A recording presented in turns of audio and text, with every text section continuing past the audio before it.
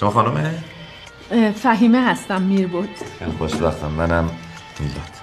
آقای بوداقی. نه اون یاد داغ کردن و اینا میافتم بوداقی. چقدر خوشمزه. برسه کوچه مردا، گوزن‌ها، گندوم، عمل امریکایی، اینا همه فیلم قبل انقلابه. اینا جرمه، با اینا میخوای بری بیرون؟ بابا این فیلم بازی تو مرتضی هیچ ربطی به من و بچم نداره. مگه کم بدبختی کشیدی؟ هر قهرمانی که پاش روی زمین وصله خوبه، بازیگری خوبه.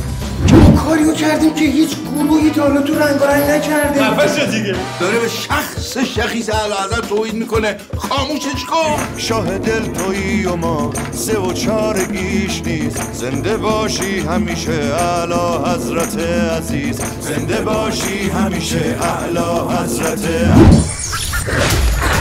خیلی آرزو دارم به جهان کمک کنم، اما کمک به جهان شوخی بردار نیست. اینجا چه کار تمومه؟ بچه زرنگ اینجا.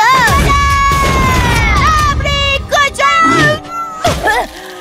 چرا داد میزنی داداش؟ همه رو خبر کردی. مثلا اومدی به من کمک کنی. شده اومده توی هتل خواب. 2 مرد متأهل و 3 زن، نه 4 زن. مان از این شک و میهمان‌های ناخوانده و رازهایی که یکی لو اون میرن. یکی وجود نداره، زن یکی، تو یکی، فقط تو. عاشقی هم فقط تو. همیشه میخواد روتون زوم کنه، بوم بوم کنه، قلبتون خطرناکه. غلط کرده، بیخود کرده، میخواد زوم کنه من رو بوم بوم بکنه.